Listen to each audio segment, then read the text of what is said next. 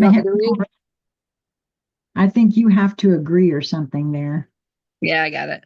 I did it. Okay. All right. So, the ability to discover a deeper spiritual connection. I'll The do your question reading. is how to establish this deeper connection. The good news is that this question has also been explored and resolved during the human potential research.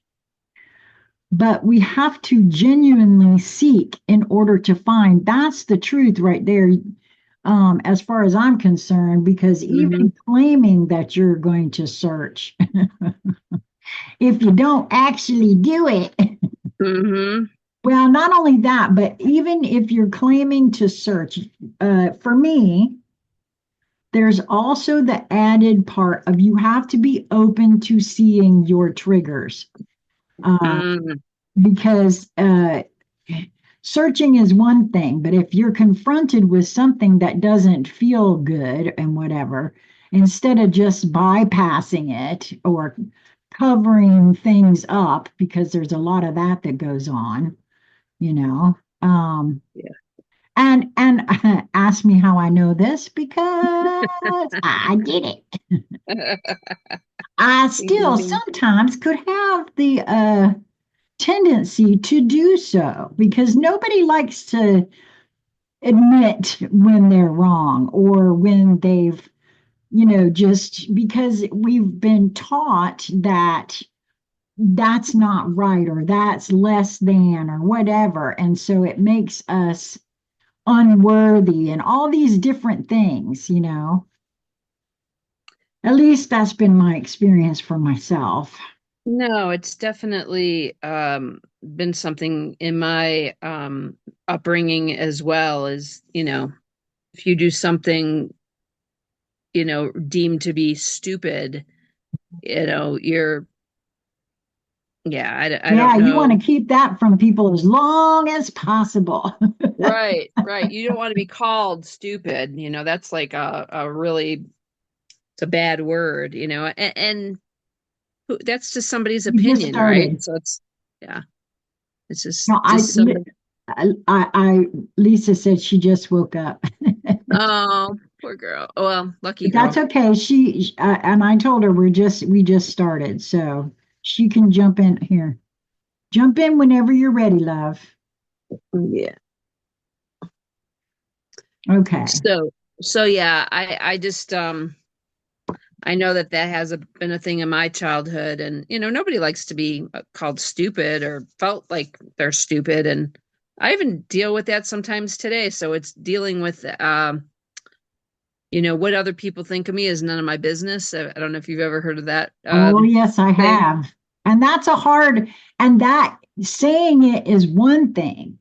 Knowing it and practicing it is Yes. something totally different. Yes.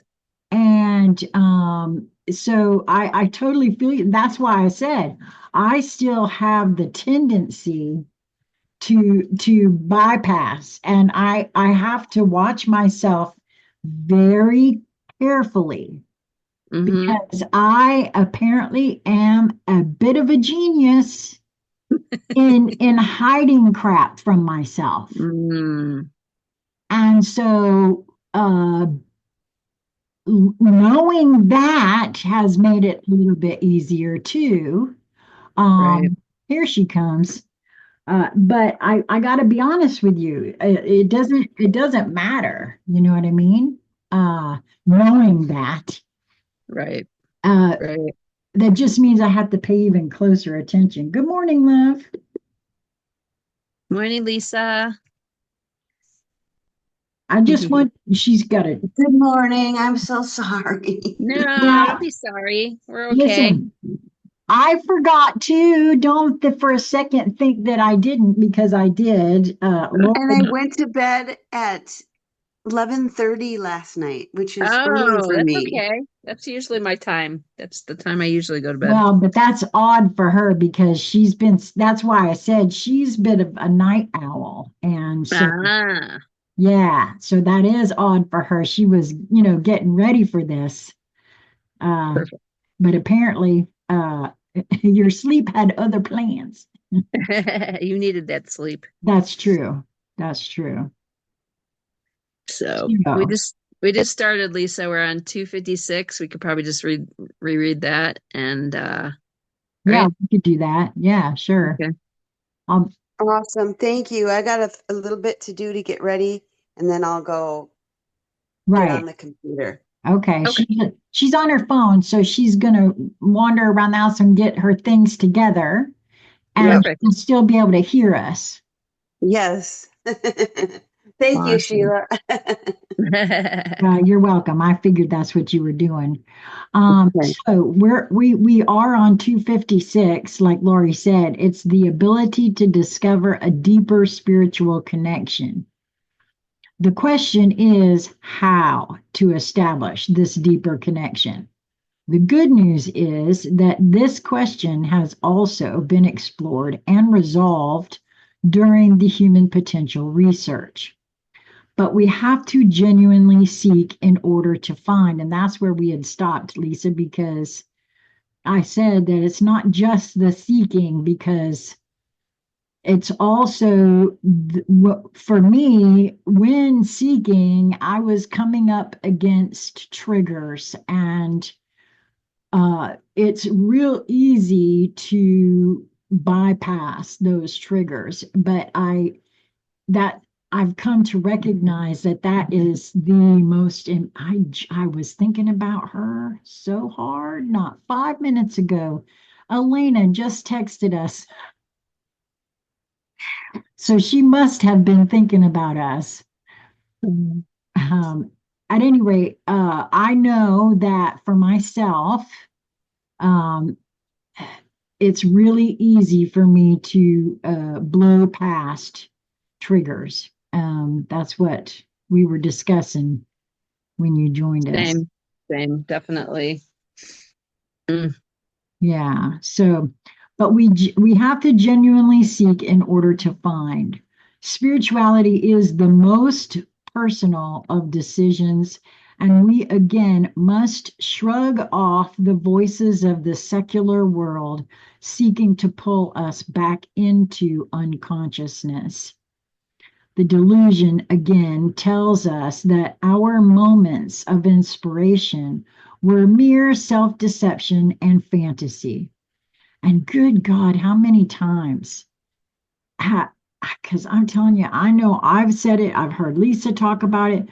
The tendency is to feel like you're making it up, Mm. like the voices that tell you this, that, and the other that you hear when you start going within and getting deep. That you're making it all up. I mean, and um, that's so common too, even when doing quantum healing technique, the quantum healing QHHT or the BQH sessions that I conducted. Um, I said it myself, and I've heard others say that very thing. But it's because of these. Bear with me just a moment. I need to answer this, I think.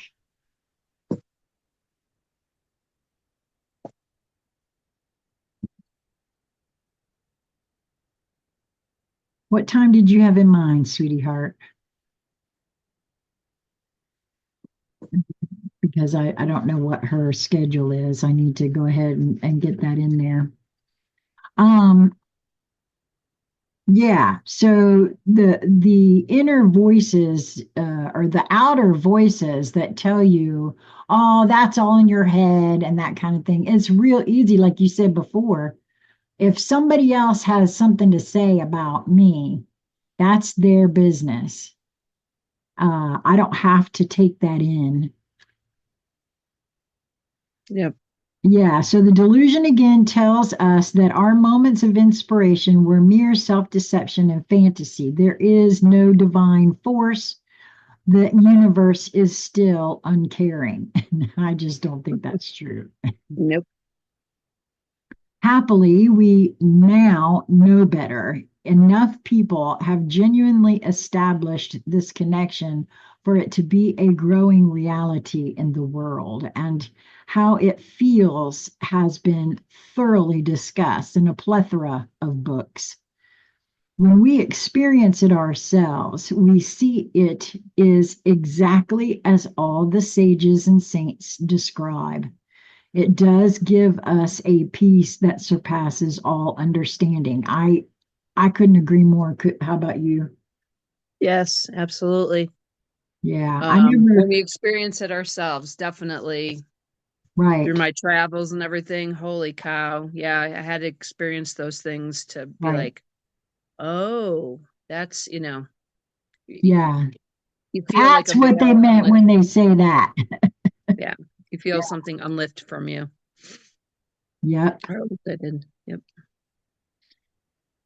We do open up to a download of divine love and inner security. Our consciousness always expands as if we are connecting with our higher intuitive intelligence, um, as if we are connecting with our higher intuitive intelligence, one that directs us and helps us to establish a more reliable flow of synchronicity. Such breakthroughs can happen in an instant, but more often, additional time is necessary to crack the full connection. I think that's true, but it's not absolutely necessary, and it's not something, and it's different for each being. And it has more to do, I will say, with what one allows themselves to believe or not, because belief is everything. I feel at this point, and the self-talk that I engage in is absolutely at the core of how I take in things. For me, that's Mm. what I've noticed. Just know that when we genuinely seek, we always find this reality. It doesn't work some of the time or most of the time. It happens every time if we are patient, and it is your birthright. Wow. How spiritual breakthrough happens. Here's what you need to know. If you aren't experiencing synchronicity very much, or if it comes and goes, you must recognize that something very common is occurring. A life stressor has hit you and made you feel insecure and vulnerable, and your habitual defenses have kicked in to make you feel better and more secure, if just for a little while. And that's what I think I mean when I say that it's my habitual, that voice that I have that I know is not necessarily the truth, but it has always been, and it ends up getting in there, you know? Yes, definitely. I think, yeah, we all have that, and it's comfortable. For some reason, it's Right. comfortable. Even Yes. though if we break through it just a little bit, we can see that it's really not that comfortable. Right. It's It's like the kind of like a devil we habit. know, right? It's like the Hmm. devil Hmm. we know. Yep. The life stressor could be any issue or problem that occurs in life, and our defenses are the typical way we act or think that helps deaden the pain. And they can be any activity we can lose ourselves in. Overeating is number one I see on the Number one. list, Yeah. Ding, ding, ding. right? And I was going to say, I didn't get to 490 pounds by accident, Mm, wow. right? So, Yeah. overeating, chasing fun times, anger outbursts, spending money, workaholic obsessions, and OCD behaviors are just a few. Wow. Okay, bear with me. Sounds wonderful. Just let me know what time this afternoon. And I think that would work for us. We're in book study right now, but we came a little early. So you see, it would work out perfect. All right. And by the way, I was thinking so hard about you 5 minutes before you texted. So much so, I want you to know that I was thinking about reaching out to her because I think she would love to join us for this book. That'd be awesome. Um, Theoretically, anything will work as a learned defense as long as you pursue the activity so intensely that it allows you to withdraw from consciousness for a time and feel better. Too often, some people learn defenses that are more dangerous, such as drugs or crime, and that can be tragic. Well, don't get me wrong. Getting up to 490 pounds can be pretty damn tragic too. Yeah, I bet. Wow. Knowing your defenses is absolutely paramount to finding a lasting spiritual connection, one that gives you an inner security with which to handle life. So you don't have to waste time going in circles, repeating the self delusive behavior or distraction that keeps you only semi conscious. Only then can you truly move forward in your synchronistic journey. Thankfully, the method to break through your defenses and establish your inner security has been well explored and is simple.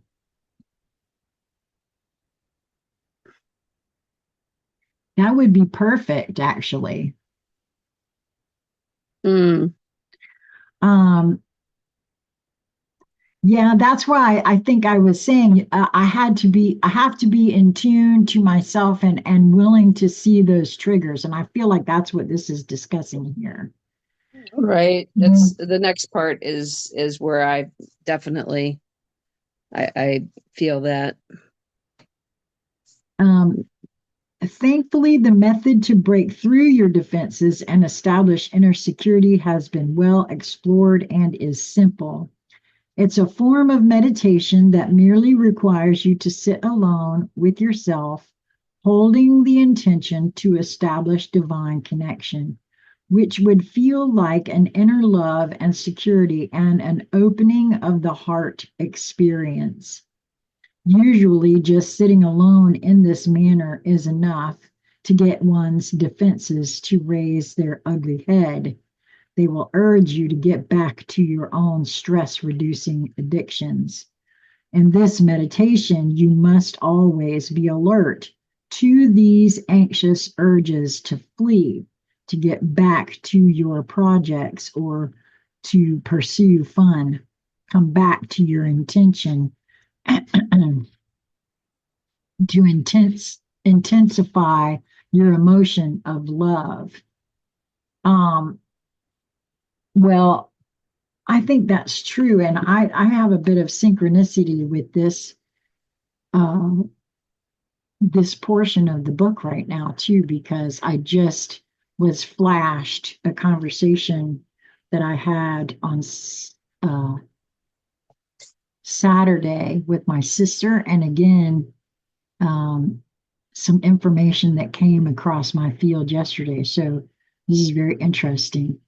You Mm. know, more synchronicity again. Yep. It's good.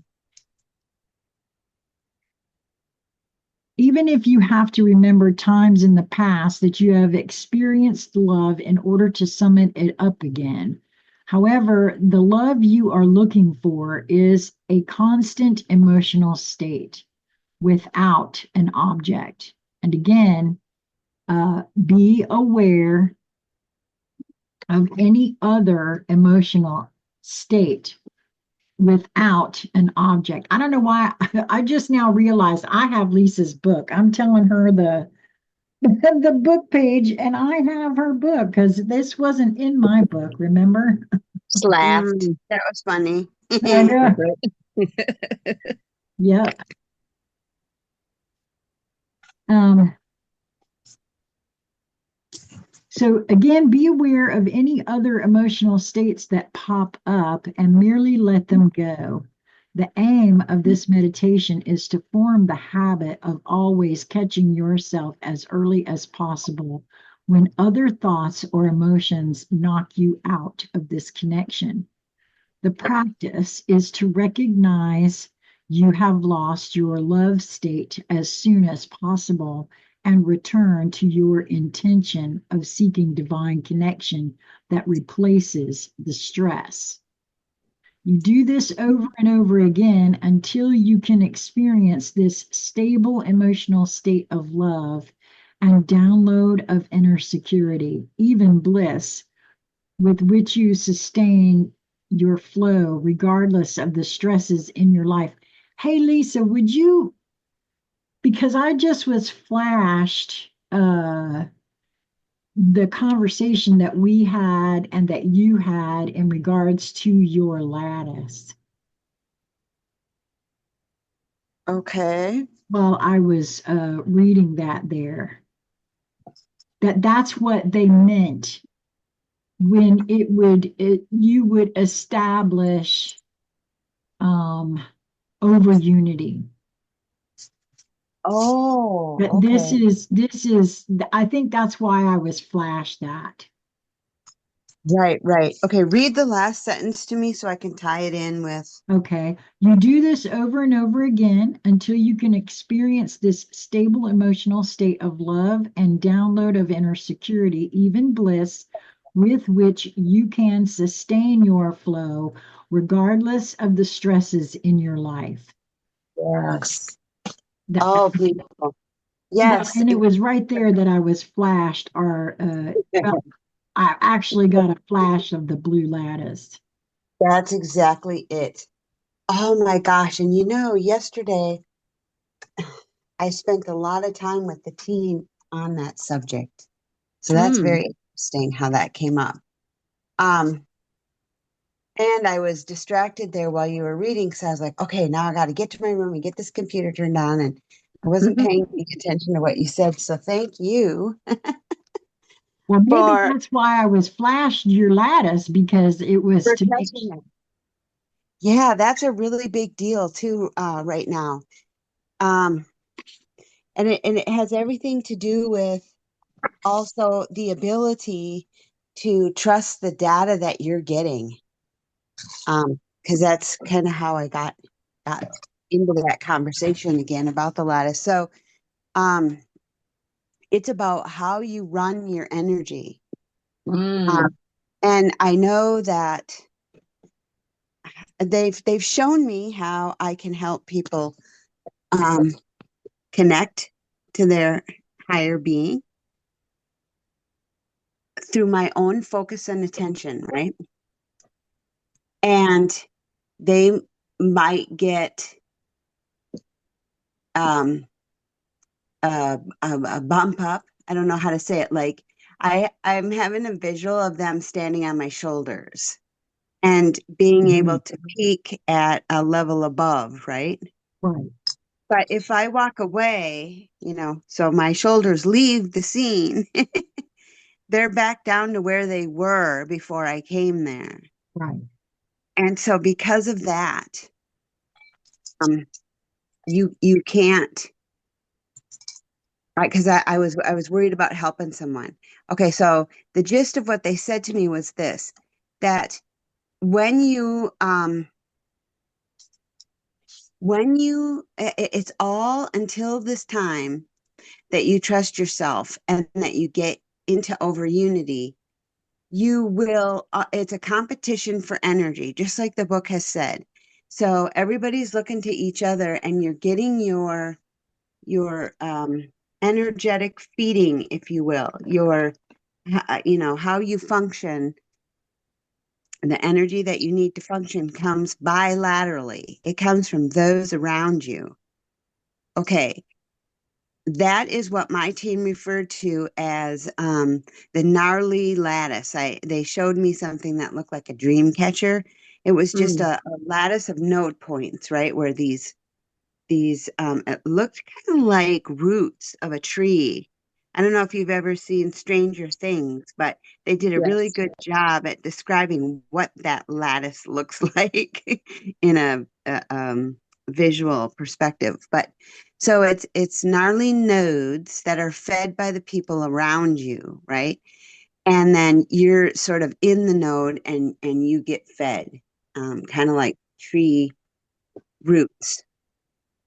But if Wow. you to actually take that energy that you're sending out bilaterally and connect to your source, your eternal blue flame within you, um, no more are you limited. So in the gnarly lattice world, you are limited to the energy that is around you, that you can get from others. And and it's not very sustaining because you can actually um, use up that resource, meaning this person, you can burn them out, if you will. This person will have nothing left to give you. And then you have to find another person or another feeding source, if you will. And so Mm. that's why there's this constant, that's why people marry and then divorce, because they're not marrying for the proper reason. They're marrying for the energetic. That this person is feeding them. And so when this person is exhausted, you've exhausted their ability to feed you, you have to find another who's willing to feed you until they can't anymore. And Mhm. so the point was by my team is to find the blue flame within you. Because when that source feeds you, it's eternal. So you actually feed yourself, you fill yourself up. And if you stay connected to it, you now have what Sheila was referring to as over unity going on, meaning you have access and you can utilize more energy than you need to sustain yourself. I So was now given another word too, Lisa. go, Um, let's hear it.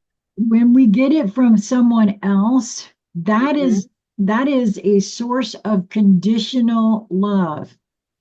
When we Yes, get it from the source, that Mm. is a source of unconditional love, This and that love. is why it is limitless. that's Wow. right.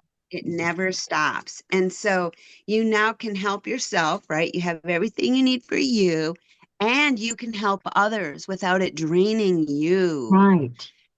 But when you are That's yeah. connected just on on the 3D realm to your own energy, like whatever you can create and do and dance around for another person, after a while you get tired Yeah. because it doesn't feed you like source does. Yeah, it's Source not a says the more you reciprocal. take, the more you receive. Whereas in this physical realm, the more you take, the less you have. You know what I mean? Um, and so then you have to stop and rejuvenate yourself. And generally, we look to another person, then another source to rejuvenate, to get from. And so it's very, very important then to find the blue flame within and to Mm-hmm. create connection there so that you are constantly in over unity, meaning you have all the energy you need to, sustain self, and you have access to all the energy there is. And so now you can share energy. And I was worried about too, like I was asking questions about, can I overfeed another? Like, is that such a thing where it could be dangerous? And, of course, the answer is yes and Yeah. no. So, Yes, there and are, there are circumstances where you can actually, the person will become dependent upon your energy source and they won't learn how to source it for themselves, which is bad for them. And yeah, maybe it doesn't drain you, but eventually you won't want to do that. You want to maybe right now, but eventually you'll see the damage that it does overall, to the other individual, and you won't want that anymore because you'll love them as yourself. And so you'll Mm, say, I'd rather show you, than, it's like that's the fish. Give the man a fish, or mm-hmm. teach him how to fish story. And so it's always better to teach the man how to fish so that he, for a lifetime, can sustain himself versus you needing to sustain him. Wow. Wow. And you know what? It's absolutely possible, in my view, to do that and not even know you're doing that, because Yes. you just I was just clearly shown in my head my Yeah. relationship with Lewis. Uh-huh. And the There you go. moment I realized what had taken place, it was no longer, I couldn't do it anymore Mm-hmm. because I had Right. done no favors.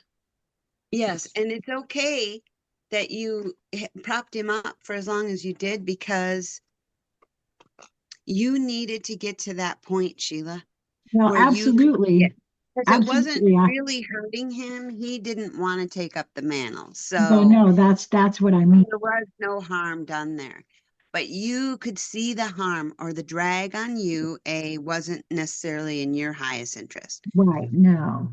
And two, you had a deep love for Lewis, which was real and authentic, and said, I want more for you too, not only for myself. But so Mm, that's true love, when you can love someone to the extent that you want what's truly best for them, not what's truly convenient or best for you. That's when mm-hmm. you know you've achieved unconditional love. Wow. So that whole thing served both of you. That's, yeah, I don't even know what to say on my end. Like when I had given enough and enough and enough, I had given too much.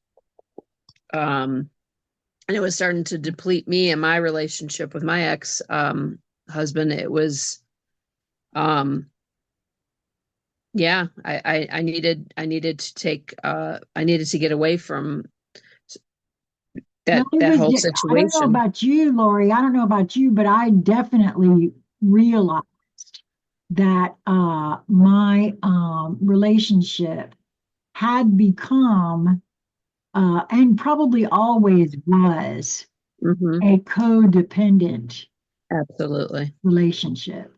Yes. And so, yeah. And part of that was me. For my relationship, almost 29 years, it was back and forth, leaving and coming So coming back to me, and then leaving and oh, coming back. mine was almost And, 29 too, oh, okay. 28 and a half. To where I had to leave the relationship. I remember going to Hawaii in 2017 when I was like, I can't do this anymore. Please, God, source, spirit, please show me what it is that why I keep going back, and can I please break this cycle? Is it just a habit? It wasn't a good habit. And Oh, so, you experienced that whole thing about the what we just talked yeah, about up there too about, yeah, okay, absolutely, wow. absolutely. So to for me, when I left, and then things synchronistically came into play for me to move to Arizona within a couple weeks. Was this lady came and talked about how great it was here in Prescott and da da da da. And it was just, and because I was willing and financially at that point able to make the move, then I did so. And I just packed up my car. I didn't have a U-Haul. I didn't have any of that. I just went and said, okay, I'm trusting. And then again, that synchronicity of things that have just come to me, it's like when you're open to that, you don't have any fear of the unknown. And I'm not going to say I'm never in fear, but more and more it's been revealed to me that I'm always taken care of by source.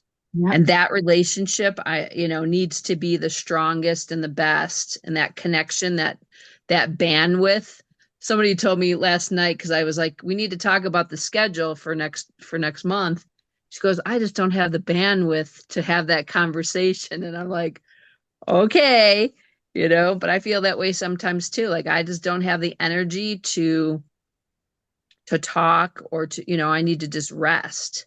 Yeah, So, yeah. that's real, isn't it? Yes. That's that depletion too, where you have to shut down and fill up and Reboot. recharge the battery. Recharge. Yep. Uh, Okay. awesome. Shall I begin again? Oh, Sure. please.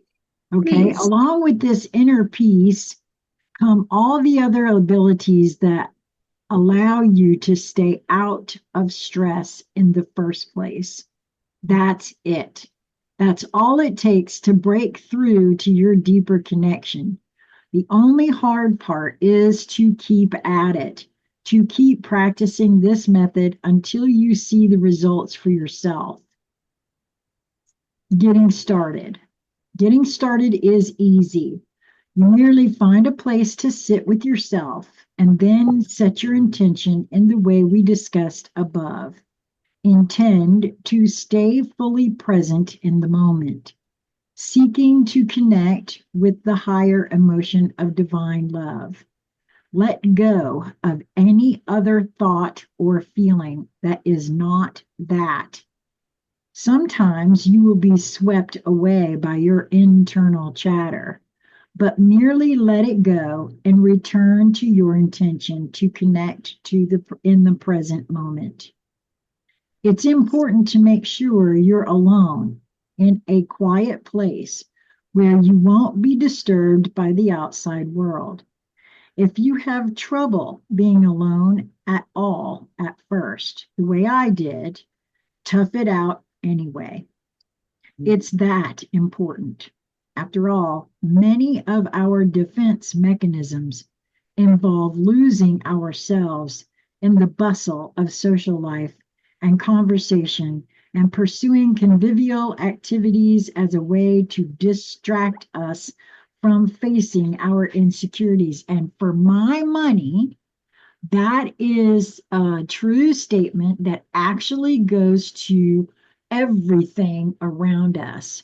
That when folks talk about, well, this is a distraction and that is a distraction, social media is, oh my God, such a distraction. And yes, I think it's all of it is there specifically to distract us from us, Mhm. from Mm-hmm. this connection on the whole.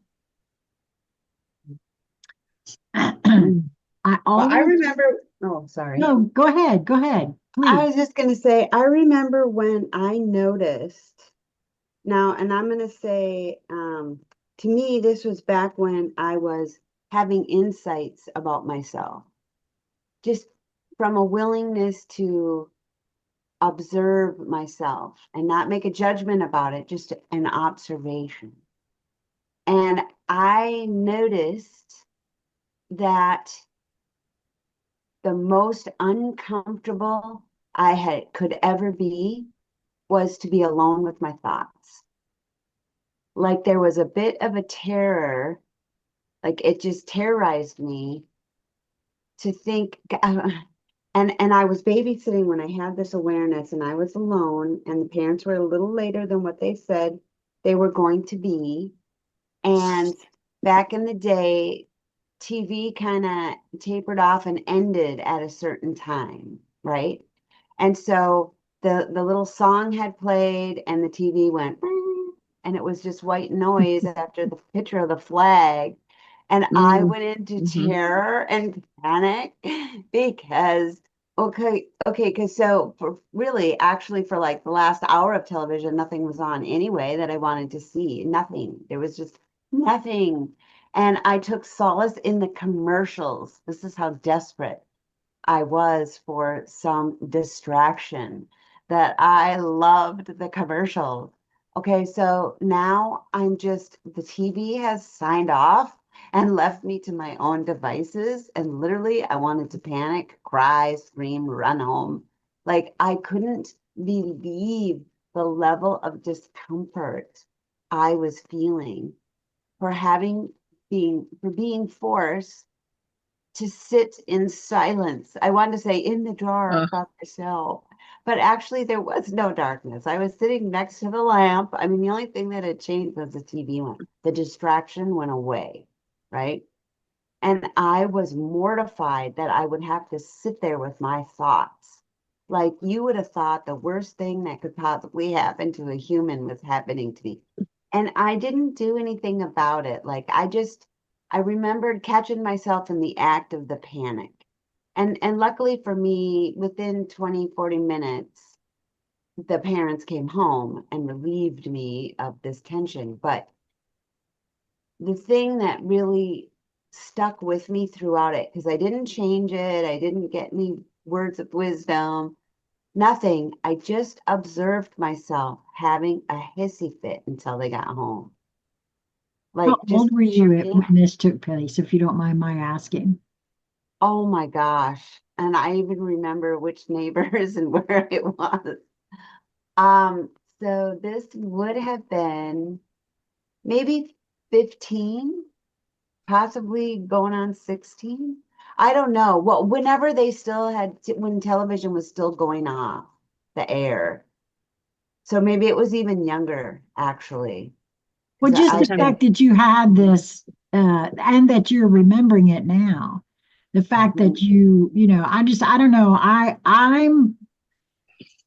I was feeling back into that myself, trying to think about that for myself as well. And when you were sharing that, the TV had gone off, I could tell yeah. you what happened for me was my mind went into panic too. But depending on what I had been looking at the Oh, TV is where my mind went. oh, I see. And so when I was up that late, generally it was watching Creature Feature or something like that. And Right, so, of right. course, I were being chased in my mind by some, you know, monster Well, I'll tell there. you what I want alleviation from. Sitting in somebody else's house in the middle of the night, hearing weird house noises that weren't my Oh, own. And yeah, it was terror and fear, actually. The Yes, that's TV what was I had keeping going that on at bay too. for me, gave me something else to focus on. I wasn't watching anything scary because to me, babysitting at night was already scary in that I was the one that was going to keep all the monsters at bay, like, right? Yeah. Like I was in charge.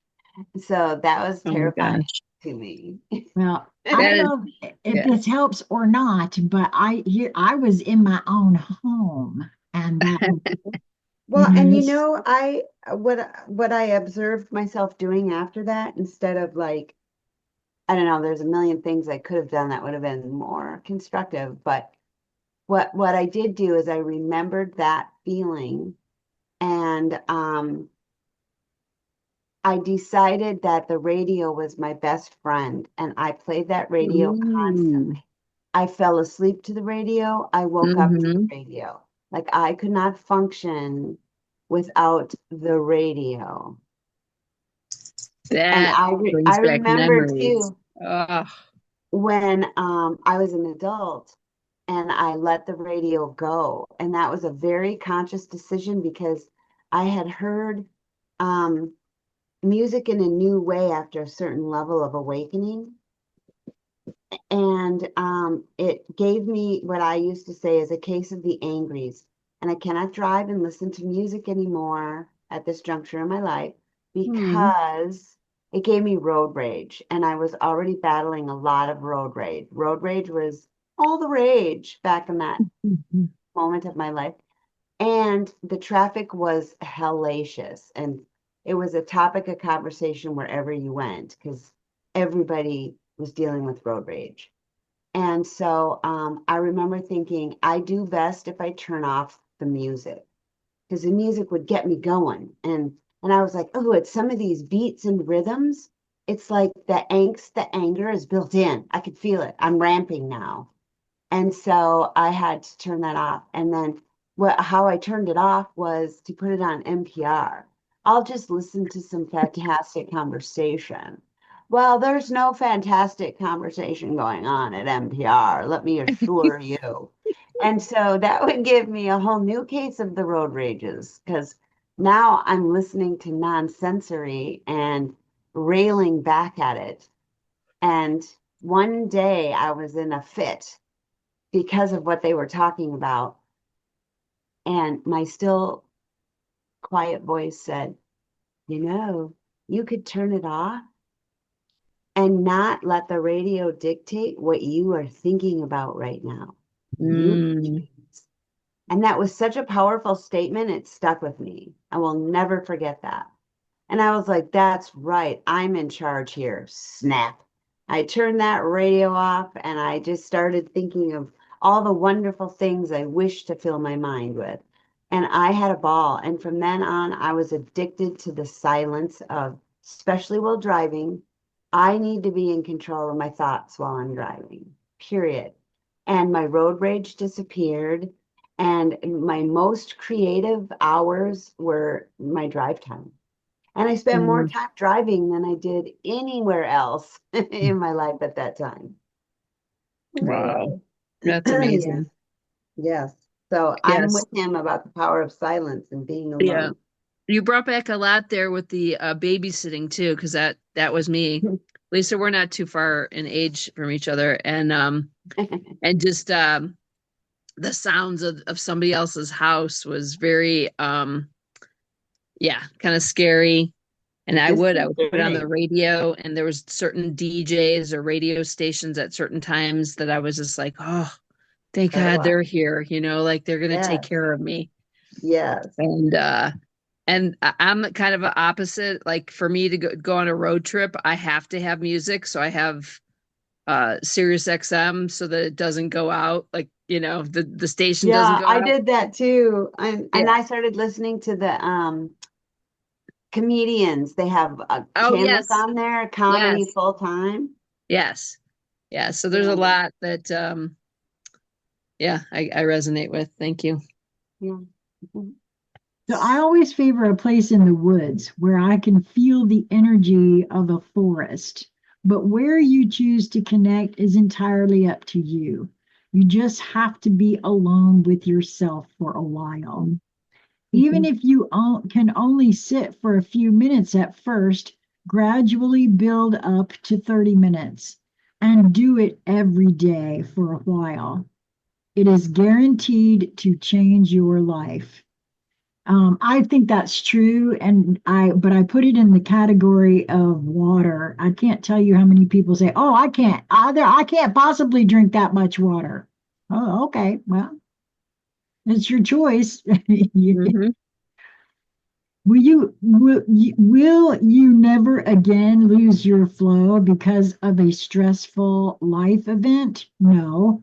A crisis will happen from time to time, but you now have a proven way of regaining your spiritual connection and with it an inner security, which gives you the presence of mind to apply another key technique to increase synchronicity, finding the positive inherent in all setbacks, sometimes referred to as finding the silver lining in any situation. I have, for myself, seen very, very clearly that if I was hoping and expecting something to go one way and it doesn't go the way that I wanted or that I expected, there is a reason for that. My own guidance continues to say to me, you don't know what you don't know. And so, in order to assume that because this is the way I wanted it to turn out, doesn't necessarily mean that that would have been the best thing for me. because I don't know what I don't know, and the universe is vast. So, That is such a good point, Sheila. And you know, it's making me think of this. I've noticed lately on the, I'm going to just say on the reels, because it doesn't matter where you go, people are making videos now, left, right, and center. It's like we're being bombarded with this manifestation. I'm going to say it, bullshit, where you should be manifesting full time 24/7. And if you aren't living the life of your dreams, it's because you aren't manifesting properly. Yeah. And what I wish to say to that is you are manifesting. You are manifesting with a speed that you just don't even understand. And so basically, it's about changing that expectation, if you will. And I've started to see a new level to manifestation that's missing in the conversation in the greater field. And it's this, Sheila, the thing you just pointed out about the fact that we think we know, like manifesting says, I know what's best for me and I need this experience. And so I'm going to create it. And if I don't, it's because I'm a lousy manifester. And Mm. that's really a line of bullshit. yep. That's not at all the truth on any level. And it's not what we came here to do. Manipulate everything to our liking. And yet it is, meaning we came here to experience ourselves as the beings of love and light that we are. Well, we're doing that even when we're very busy manifesting darkness. So it for me, it is to keep that point, Sheila, up front that is helping me, which is to say that my soul has a blueprint. It has a divine design. It has a reason for its madness. Like, and I say that because sometimes we feel like it's madness. My soul would never choose to put me through hell. And you're right, it wouldn't. It's and that's not the reason for anything that happens here, to put anyone through hell. But sometimes we put ourselves through hell, being in resistance to what is in our divine plan, which is just an opportunity to see what we aren't and to choose what we are. And so I like that. I never know why a situation is before me. And so instead of seeing it as hell breaking loose, I'm practicing remembering that this is happening for me to see something in a new light. So the minute that I feel that resistance to something, I'm choosing to surrender to it immediately and say, oh, wow, look what's happening. Like, just name the game. My husband's leaving me. Oh, look at that. I wonder what's in this for me. How can I look at this to empower me? And in so doing, you don't create suffering and hell on earth for yourself. You immediately jump to the gift that's inherently within the situation. The situation is there to allow you to expand your awareness and to see the opportunity before you and then embrace it. And so I used to like live in the suffering and in the hell ship of it all, before I'd finally get desperate enough to ask the right question. Why is this happening to me? Well, it's happening to show you X, Y, and Z. And you can just skip right over all the suffering and the drama and the trauma and say, I know this is happening because there's something in it for me. What might that be? How can I see that today? And then go right to the end and, have the eat, start with the cherry on top. and work your way down through the No, I dessert. totally agree. It's all a matter of perspective and the perception that you hold of the perspective that you are in the midst of. Embracing. Yep. Yeah. You see, in reality, most walls we hit in our flow are important events that fine tune our preparation on the road to our ultimate mission. I know this is difficult, but some apparently negative events are preparing us, toughening us, or directing us in some manner. These events can be regarded as important synchronicities too, pushing us in a different direction. Finding the silver linings in your so called negative events helps keep our synchronic momentum and instills a greater faith that we are on a path of destiny. It is here where we can view most events positively, that we can develop our highest creative power. Number 3, implementing your higher creative power.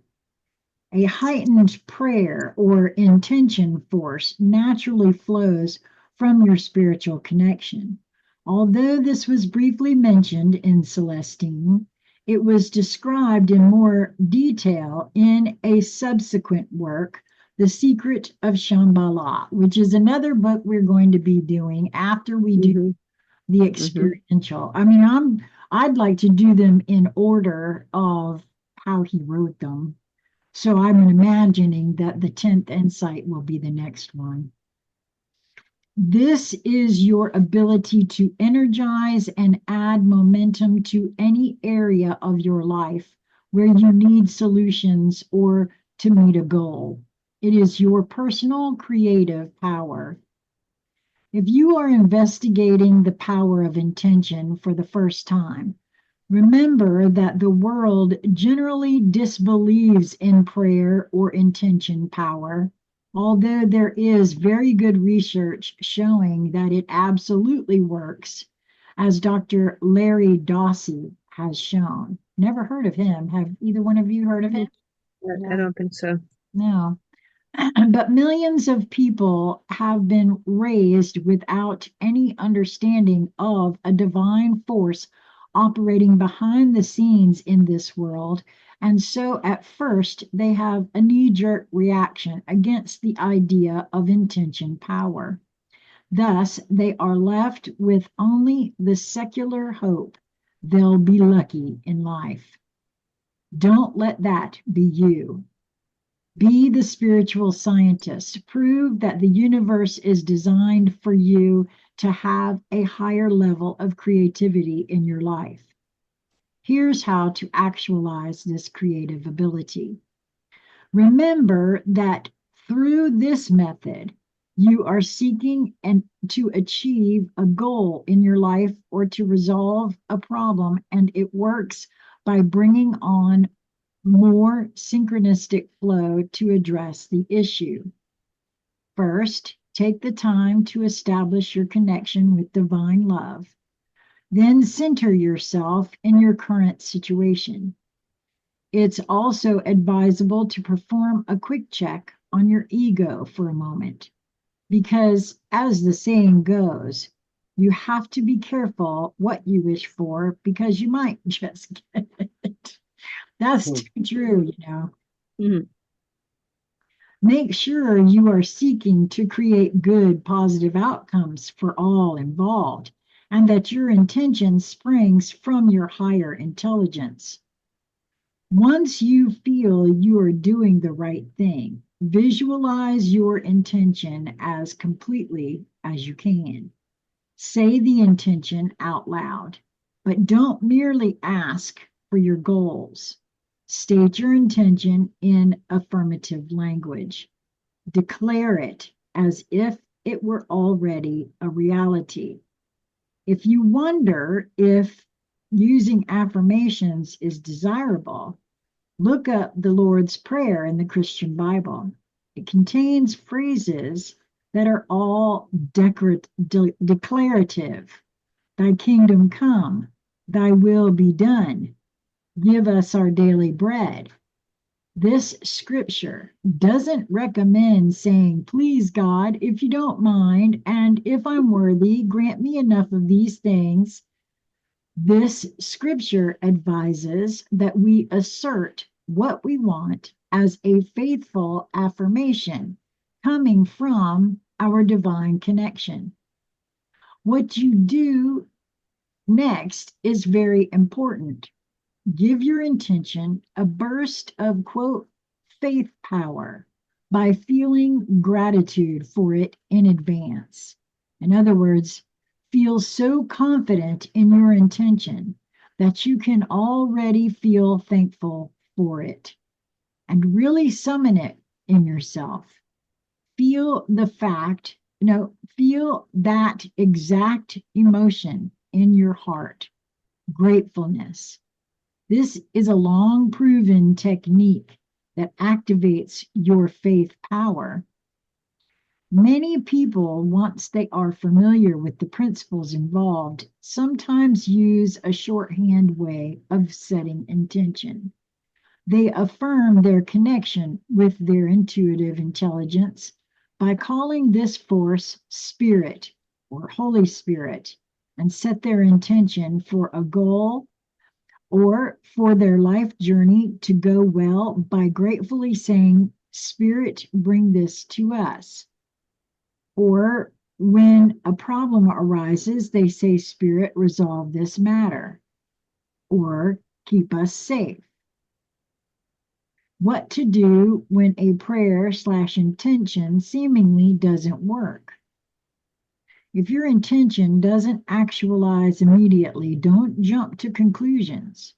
I believe we always have to keep our options open and think, I want this goal or something better. It's always possible that you might be a little off in what you are specifically trying to create. You'll still get a synchronicity that will guide you somewhere, but it might take a while to realize your higher intelligence wanted a slightly different destiny for you. I remember when we were reading the Florence Scovel Shinn books, that it was always declarative and it was always or something better. And also the divine timing piece was also in all of her in all of what she wrote. And I was thinking of something while you were reading that whole last piece, Sheila, about, and then you said, well, and if it looks like it's not working and all of that.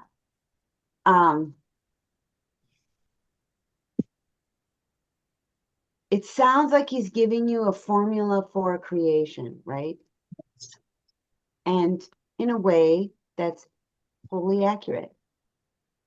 But what has helped me to see it for what it really is, and I'll tell you, this empowered me more than anything anybody else said about how to create, because I had a hard time feeling emotional about having something I don't have, if you understand what I'm saying. Yes. And so that felt like a game. And it was like, look, if that was going to work, I don't know. I couldn't convince myself that I had something I didn't have. Do you follow the piece? Yes, I follow you. Stuck on? Okay, so what helped me was this. I said to myself, okay, well, if I have created all of this, the hell that I was so in resistance to, my life in its collective, it looked like, felt like, tasted like living hell to me. How did I do that? Show me how I created this. And I saw it. First of all, it was this attitude right here. And I didn't say, can I please suffer? I'd really enjoy suffering right now, but if only I could. No, I was saying I'm sick and tired of this living hell. I can't take no more. You're Like killing me. I was convinced I was in hell. You could not tell me that I wasn't in hell because I felt it, I smelt it, I dealt it. So that is how we create people.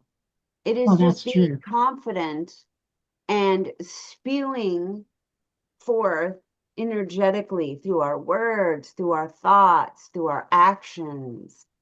That's why I threw in there at the end the dealt it, because it's what you gift the universe is that Mm. feeling within you. So I had to change the gifts I was offering. See, I had to say to myself new things. I had to quit saying, I'm tired of this living hell. My life is hell. I never get ahead because that is what was creating my experience. The Yep. passion behind that, the consistency, the emotional that I had, Yep. and change that to gratitude. Because once I saw that, now I could soften the lens.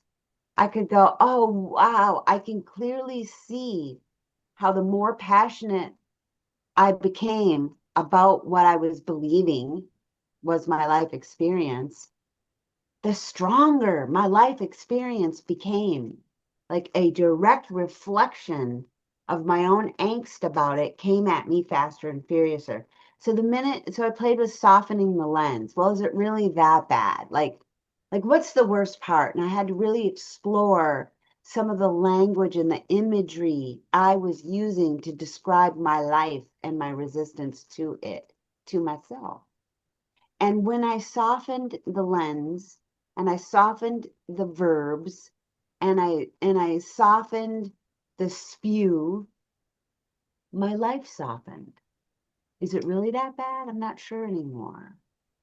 And look at the beauty that's coming because I would find relief in that. That small change, that little, but is it really that bad?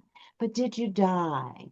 I mean, you start where you are. What is the silver lining in this situation? Is there anything beautiful here?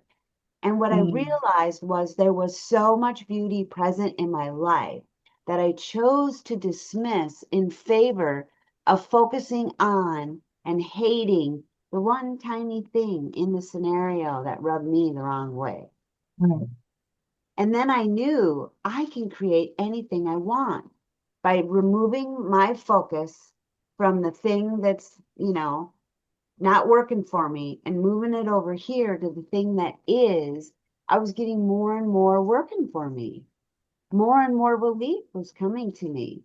And the more and more beauty I acknowledged, the more beauty came to me. And so that in and of itself is how we create.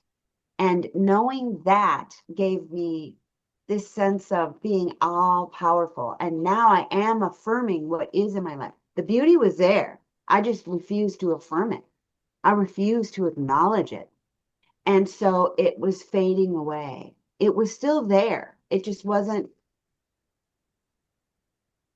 wasn't my focus of experience. And so my brain edited it right out of the scene for myself. Mm. All I had to do was switch gears, decide to focus on that which brings me the most joy in this situation. So people say, well, you can't always follow your joy. No, that's why Yes, I you think I used that. absolutely Yeah, you can, can. and you Hmm. should, I think because that there was is exactly why joy. I chose to end every video in that way. I think that's exactly the reasoning, Lisa, Yep. because of what Find out you're what speaking brings you on. joy. Yes, Yeah, and move towards it. Even if because you it's think, there. right, Even in the worst scenes, like, have you ever been watching a movie and you think, I don't know how this poor man is surviving this situation he is in right now. Mm. And then something happens, something tender, something loving in all of the hell, right? And you can see it change him. You can see it sustain him. You can see it start to build something completely different.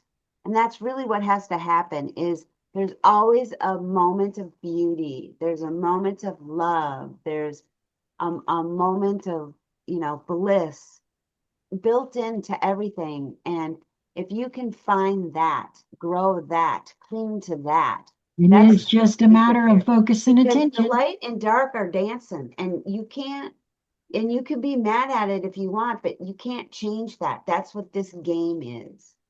And so, but what you can do is use your little focusing mechanisms, your eyeballs in this case, to look past that which is undesirable and put your focus onto that which is and grow it and focus there. And I think that's the whole thing that we're here to do, really. Well, I've also I just now heard a sentence in my head that my sister Teresa has always said too. There's a song that she's referred to called Beauty in the Breakdown. Oh yeah. Mm. Because there is absolutely, even there, Yep. when and it is again a matter of focus, attention, and just perspective. Well I need said. to pause this for a moment, ladies. Yes, that's Okay. Because if Thank I you. didn't say that, I would have forgotten. Gotcha. Thank you for your patience with me, ladies. Thank you. Okay, so which brings us to another spiritual experience and ability that happens when you increase your connection, one that will give you even more synchronicity and a higher clarity about your journey every step of the way. Number 4, tune into your intuitive guidance. And this was the first thing for me. First of all, those who followed me and Lisa during the Conscious Conversation Central days will recall that I used to think that I had no connection to my higher guidance whatsoever. mm. And because I was holding it in a totally weird way. And the truth is, what I now know, Lisa helped me see. If you're breathing, if you're alive, you are connected to your higher guidance. It's a matter of, again, that focus and attention and whether or not you're listening and paying attention. And that's the truth of that. That's what I now know. So, seeking a higher spiritual connection, especially when you add your intention power, makes you more aware of your thoughts and urges. You begin to tune in to another life changing ability, observing your intuitive guidance. Intuition is more direct proof that spiritual consciousness is real, and one more way the universe is designed to help us. Personal accounts and biographies are full of fortunate moments when someone's intuition led to an action that headed off disaster, saved someone's life, or brought about an important synchronicity that extended their inspired journey. My favorite intuition story is one I heard from a reliable source, and it has since gone viral.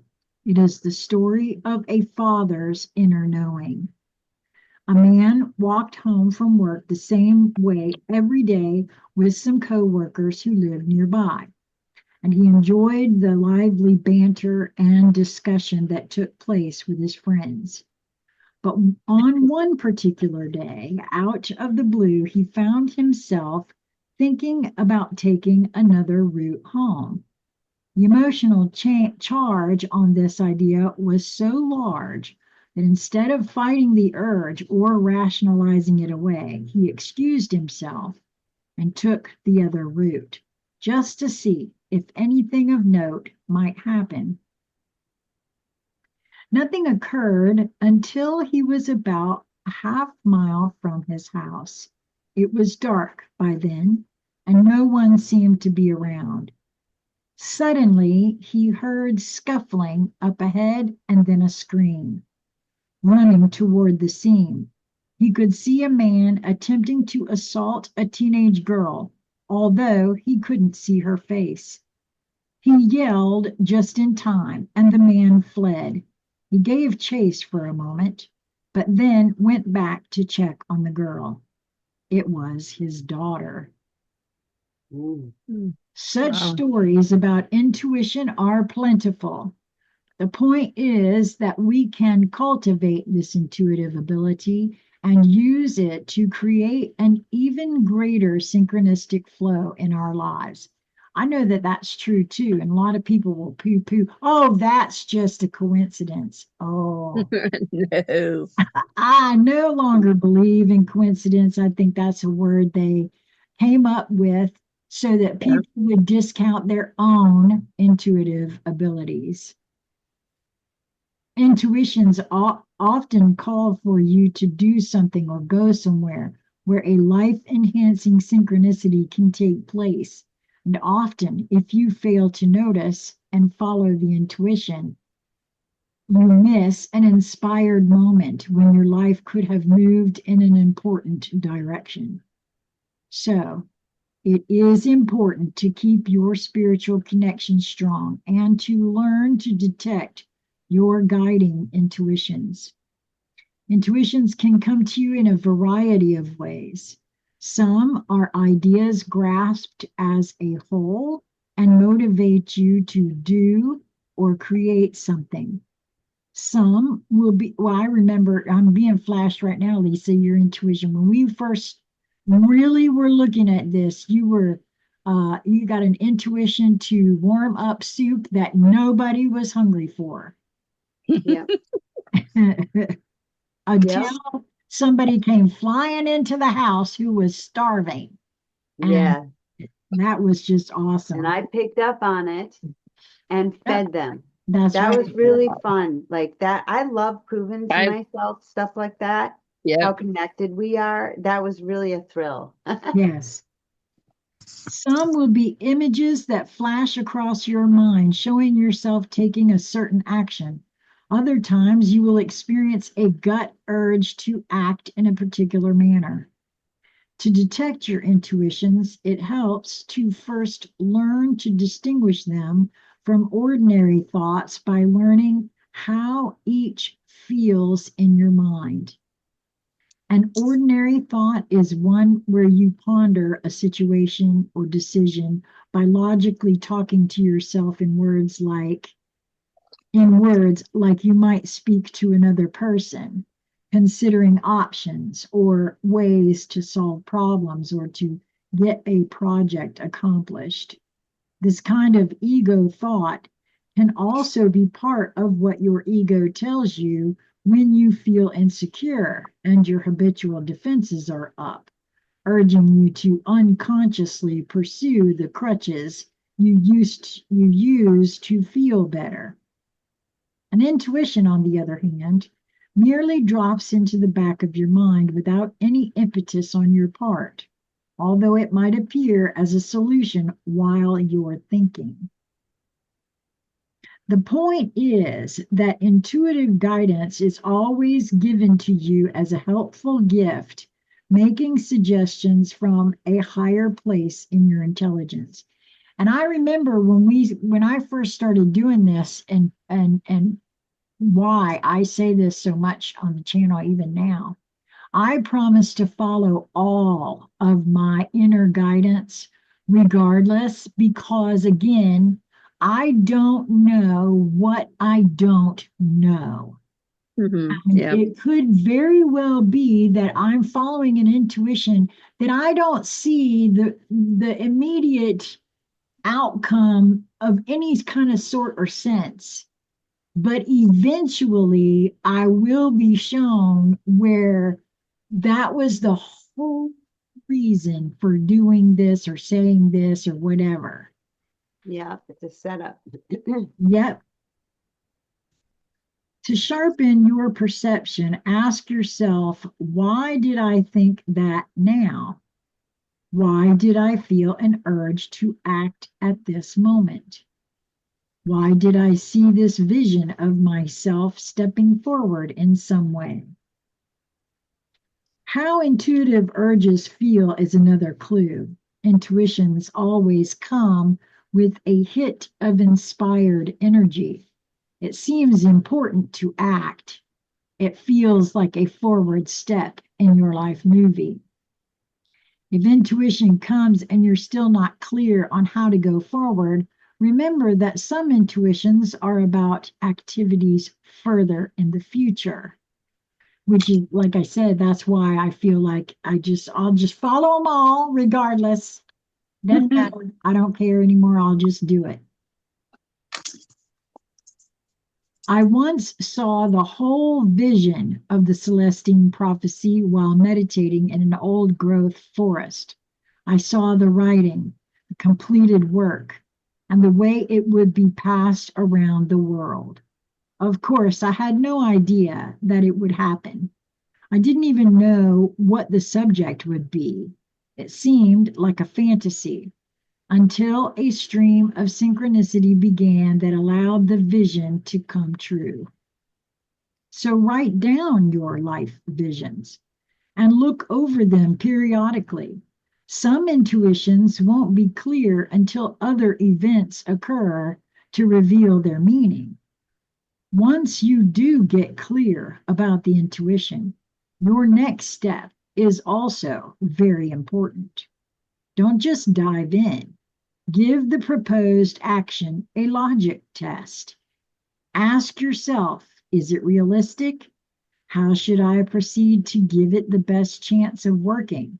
Yeah, see, for me, I can't do that. That will send me into some sort of doubt. I just go ahead and do it and know Mm. that for me, that was the way I had to proceed for myself. But don't let the fact that it might seem somewhat impractical stop you necessarily. When I decided to quit my job and write Celestine, it was a long shot at best. Yet the inspiration was so high that I decided to do just that. I put in my resignation, cashed in my retirement account, and gave it a shot. Yet it's wise never to bet the house on any one project. I also found part time work as a spiritual counselor at a local Unity church to make ends meet. Some intuitions, of course, don't give you much time to consider logic, such as the ones that come up in the middle of a conversation when you are suddenly urged to bring up a new subject or to say something very personal to someone. In that case, I would suggest checking to make sure that you're not saying it merely to build up your own ego and that you think it would be a positive for the other person. Then let loose with it. After all, your motivation is to help, and in effect, you are proving to yourself that the cosmic design of the universe centers around helping. Sometimes you are helped, and other times you are called to help others. And if you stay in alignment with this principle, your life flow takes off even more. Number 5, the ability to stay in karmic alignment.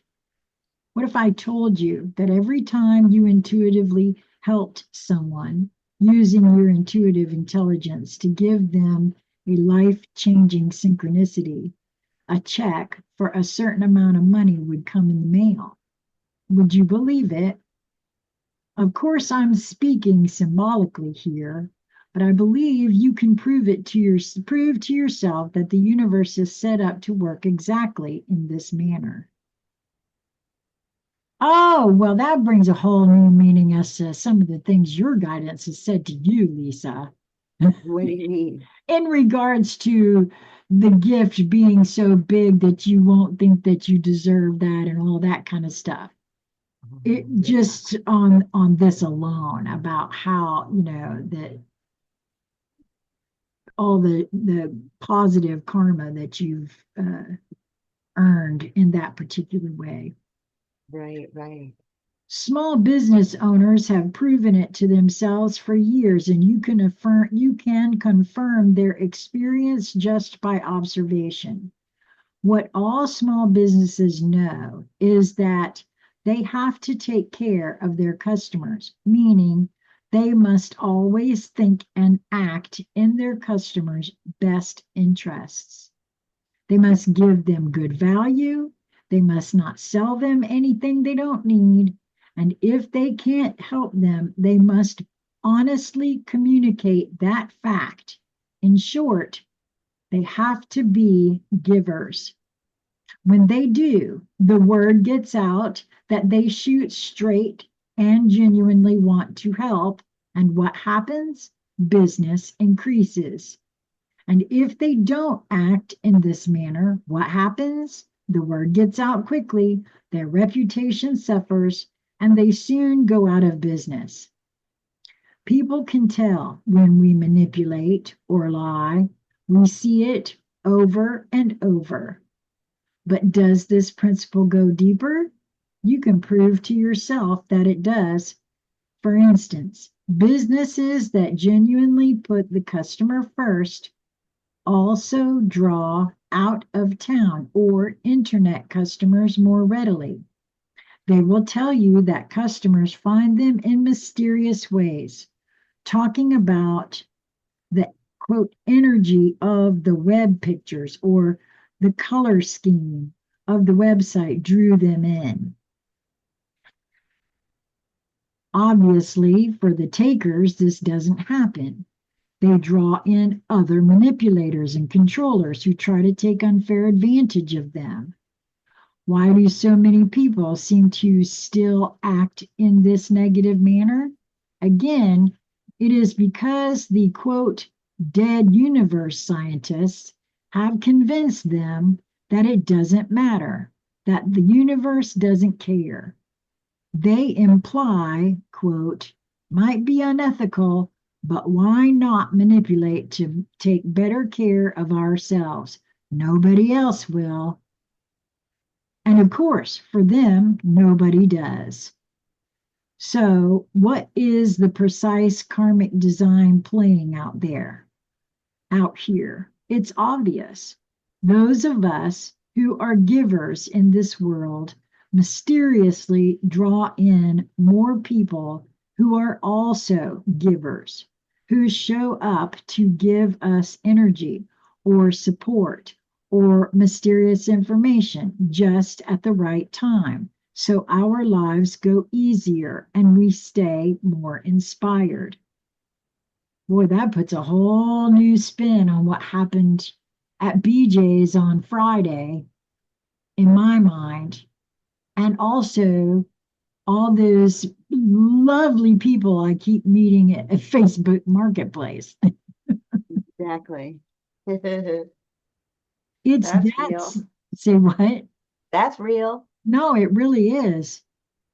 It's that simple and that spectacular. When we move in harmony with this operating program, this act immediately supercharges our lives. And this happens regardless of our age or when we start. It's never too late. Now, Lori, I noticed that you are in the car and I know you're going to leave soon. I'm thinking I might just go ahead and finish recording this. Okay. And you listen to it later if you'd like. Yes. Because we're so Yes, please. close to the end. Is that all right with you, Lisa? Yeah, that's fine. And then, yeah, I can pick up it later. Okay, awesome. So set an intention to be of the greatest service possible for the people in your life and begin to concentrate on what intuitive information you receive to give others. The guidance you receive to help could be about anything, a recent discovery of your own, something you sense they need, even just envisioning a boost of energy coming from your divine connection to them. But whatever comes to you to say or do, never fail to act on it. You are often there to be a synchronicity for the people you cross paths with. And the more you help in this way, the more people will show up to be a synchronicity for you. This is the place to ask yourself, how would the world change if everyone was suddenly acting in karmic alignment? We've actually talked about that quite a bit. And I certainly am fond of saying that. Just think about how different the entirety of existence would be if that were the case. Yeah. True. Yeah. Everyone, Yes. I'm sorry. Go ahead. Okay. Everyone's creative flow would surge and they would more quickly find their true missions to shine light on and replace the corruption. Also, don't forget there is one other way, as you'll remember from the book, to amplify your good karma, tithing. Tithing is not just a religious concept, it is a powerful spiritual technique, eminently provable, that is also fun and effective. I suggest practicing tithing in the following way. Decide to give a percentage of your money away to others, especially to the ones who have given something to you. Starting small is okay, but intend to get to the magical level of 10%. And remember that money is only a form of energy flowing back to you according to how you use it. Let your intention guide you on where to give the money. There is nothing more interesting than to have a certain amount of cash in your pocket and waiting alertly for what to do with it. You know something mysterious is going to occur to direct you. And if you keep your eyes open, it always will. 10% seems to be the number that most activates money energy coming back to you as a result of your tithing. And if you are just trying tithing, you'll soon see that it will. Some scriptures say that tithing is the only place where you can actually test the system and give with the full expectation that it will come back to you and multiplied many times. I think, as Celestine suggests, that ultimately tithing will become our official economy on earth. And I think that's kind of why, um, you know, I started doing that thing where I don't charge for anything because I don't, that just, if it feels to me, I'd much rather it be something like this. Allow me to give, and if you feel to give, that's fine. But it's not something I want to charge for. I don't know if that makes sense, but It is, and that's, I think I explained, I go to sweat lodges a couple times a month, and they don't charge for that. That's a sacred thing, in the Native American culture. You don't charge for something that brings healing to yourself and others. Right. So I like that. I do the same thing. I don't really, I mean, I have to charge for my caregiving and stuff like that, but I also do sometimes at a discount. So now, I feel and like that's I love what they're saying here that eventually that will be the economy because the thing of it is like this right now, everybody's still tied up with money. And so, in yeah. order to pay the rent, there's Uh-huh. that's what you got to do, right? Right. Yeah, it is it's a Right, form of, but there used to be the bartering system. There used to be the trades, right, trading exactly. for whatever. So yeah, Yep. it's But for now, just prove to yourself that it works and realize that alignment with karmic design makes us all luckier, more inspired, and conscious enough to greatly improve our most cherished possessions, our relationships. That's beautiful. Number 6, healing your relationships.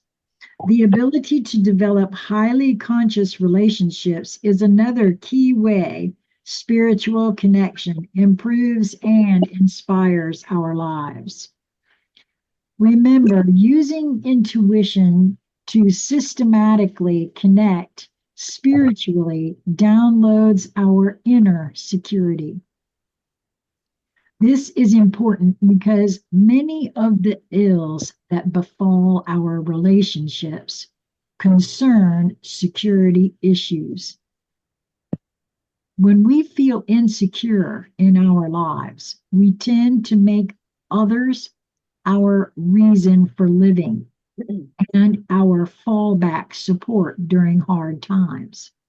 Some of this is natural and can be elements of mutual caring and support, but only if it is done consciously and the power balance is equal in the relationship. This is especially true if the relationship is a romantic one. Whoa. Right?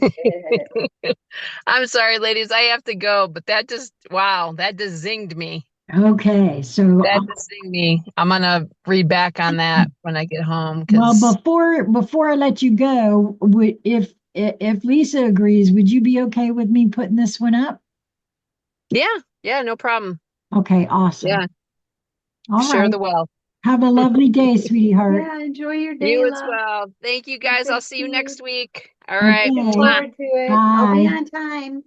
Okay, no problem. Bye. Bye. When this balance is not in place, problems arise. But of course, you know that. Rest assured that all the abilities we've talked about naturally fix most relationships. But inner security is paramount because it centers you in your life movie and keeps you from merely becoming a minor actor in someone else's story. Ooh.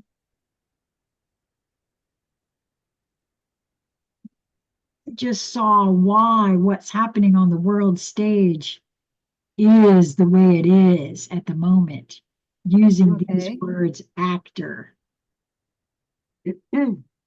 Being a minor player ruins the balance of power in a relationship and activates unconscious control dramas, as you read about.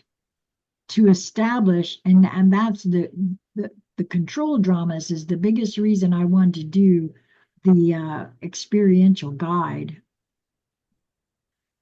To establish a conscious relationship, each person must become inwardly secure and therefore not dependent on energy from the other. This produces equal power balance effortlessly. Remember that when you are centered in your spiritual connection, there is an endless supply of energy. Thus, with both people giving energy to each other, there is even more energy for helping to brainstorm goals, sorting through the meaning of synchronicities, and sharing parenting duties. But what if you have aspired to all that, and some of the people you are in relationship with are not yet interested in making the spiritual jump, or are presenting very entrenched control dramas toward you? What do you do then? Especially if you want to work on saving the relationship. First, remember how control dramas get started in the first place. When people feel insecure, they do things to feel better in various ways. We don't just have to defend against our own hurts and anxieties. We also have to defend against others who think we are trying to put us down, or wait a minute, why did that say that? Defend against others who we think, there we go, are trying to put us down or otherwise manipulate us to steal our energy. When someone puts us down, we sense that we are under attack and pay attention to them because, quote, where attention goes, energy flows. They get a hit of energy from us and we feel diminished. So we tend to fight back by putting them down or manipulating them in return to get the energy back.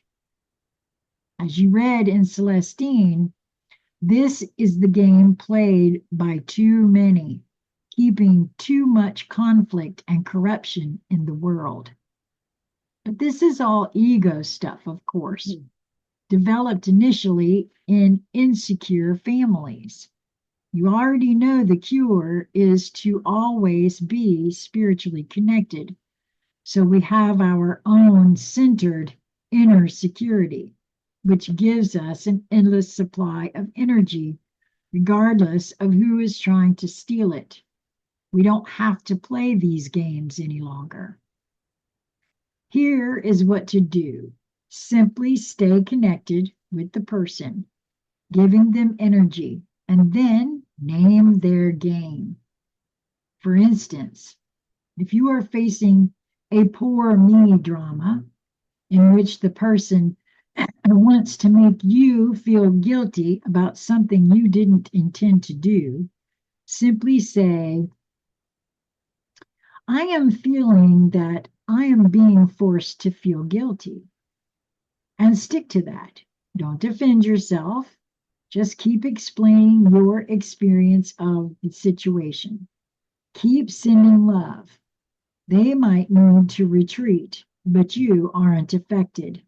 You are a giver, secure in yourself. You, and for some reason, this is rising up within me probably because I've actually had this happen. And the first thing I normally do when I find myself beginning to be triggered by anything, especially something like this, I ask myself, first of all, is what they're saying true? Because it's producing some kind of feeling within me. Right. So what is that? Is it because what they're saying is true or what? And generally now I could recognize it would only be true if I was holding myself in that particular perspective, which I no longer do. Mm-hmm. So there's usually a set of questions I start asking myself when I'm faced with some things like that. So if it's not true, then again, that's why I love what they said here, just name the game. Yes. Well, when you're self-sourcing, that is your protection, right? You don't depend on this other person to see you or feed you in any particular manner. You're self-sufficient, you're sovereign, you stand alone. And because of that, you are free of the control drama. So now you can name it, right? And this person can either rise to the level that you are, meaning they can see it for themselves, begin to self-source, and to resolve their own inner conflict in your presence, meaning they can borrow your cohesive energy for that moment to do so. And then that's how once you experience it, you go, oh, wow, I've had that feeling. I know I can do that again. Let me call that forth. What did that feel like? And now they have access to it on their own and they can practice when they're not in your presence. So not only is it a gift for you because it keeps you out of the fray, you haven't dropped your high frequency and bopped down into theirs so that now you can choose a side and go at war with each other. So you aren't at all affected by the drama. You're just bearing witness to it and loving the person anyway. Oh, look, they're engulfed in a control drama right now. That doesn't mean I have to accept the invitation, and I'm not going to. But it also doesn't mean I have to run away from you because you play control dramas, which doesn't serve the other. Nor And yourself. now you're saying, right, now you're telling yourself, I have to protect myself from these people because otherwise they're going to take from me, and that's just not the truth of it. Right. So, you cleared an authentic game. You cleared an inauthentic game by expressing authentic honesty. You offered your experience of the situation, whether the other person wanted to or not. In response to your authenticity, they will find themselves becoming more authentic as well. And since you aren't disconnecting, it opens the door to talk about true feelings in a relationships. Sometimes it's the quote, aloof control drama you're facing, and the person is using distance or mystification to keep you asking questions in order to win your energy. Collapse their game by giving them energy anyway and authentically, saying, I feel like I really can't get to know you because you don't share details about yourself. Similarly, if you are facing an interrogator who bids for energy by constantly finding something to criticize about you, simply say that you feel criticized and put down when you are with them. They will feel your energy and authentic sincerity, and again, will grow more authentic themselves right in front of your eyes. So, yeah, see, that's the thing. For me, anyway, what I recognize in what they're saying here. Okay. By acknowledging one's own feelings in the face of this, you see, that's not what we're taught to do. Right. Must save face at all costs, generally, which ends up folks are not authentic. Huh. The same name the game approach also works for the most aggressive control drama, the intimidator, trying to get energy from you by telling you they are going to blow up and do something crazy, literally trying to scare you into giving them energy. Gently name the game, but be careful. Sometimes it is more prudent to remove yourself from that situation. As you can see, the secret to conscious relationships is to prioritize inner security, authentic truth telling, and a higher giving of energy because you heal and enlighten those you are close to. You begin to gather around you all the support you need to synchronistically increase your flow and intuitive giving. And there, in the observation of your natural pattern of giving, you begin to remember your mission.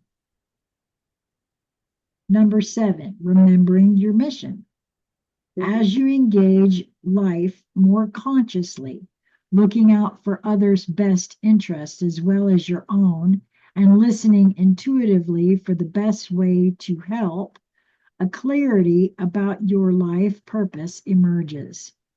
You begin to see a pattern in the truth you are telling others. It could be about any aspect of life: wellness, teaching, government, coaching, business, or a myriad of other areas. Or it could be something totally unique that the world needs.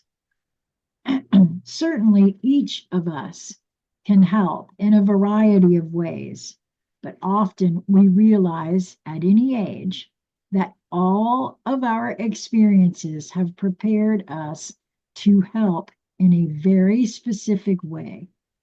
We can see it in the way our intuitions are guiding us and the opportunities synchronicity is bringing us. Hmm. I'm being shown the whole thing with my being a herald kind of deal, right? Mm-hmm. And the way I feel about everyone is a translator for someone, Oh, absolutely. right? Yeah.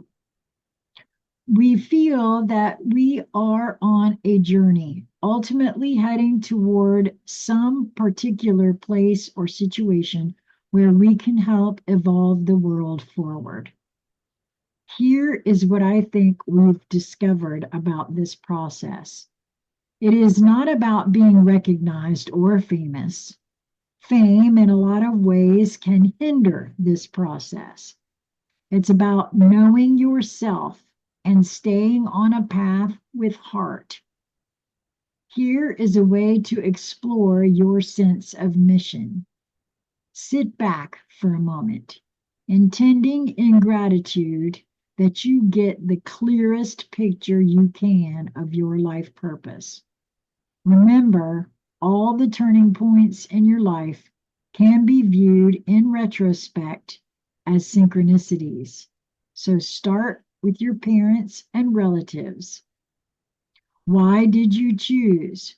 Or why were you placed with this family? What could you possibly have had in mind? These are the people who taught you or didn't what the world was about, what they felt was important, and how you should fit in. Huh. Ask yourself how you felt about these first influences. What did you think was true about their worldview? What did you think was a little off? What might have been an uncompleted mission of one of your parents or relatives? Wow, well, that's saying a lot right there. Isn't it though? Well, because I'm thinking about my whole family, right? Yeah. Is That's your the whole point. well, right? Is your journey moving you toward completing that same mission? Think about it seriously. How you reacted to your early life situation is your first clue to what you might want to do in your life.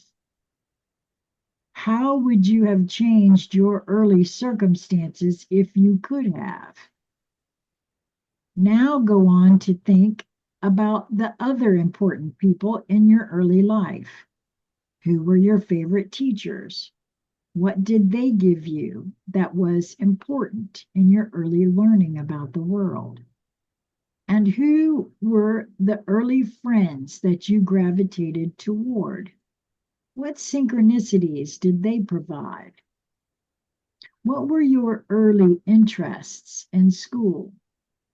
Why did you choose particular subjects to study?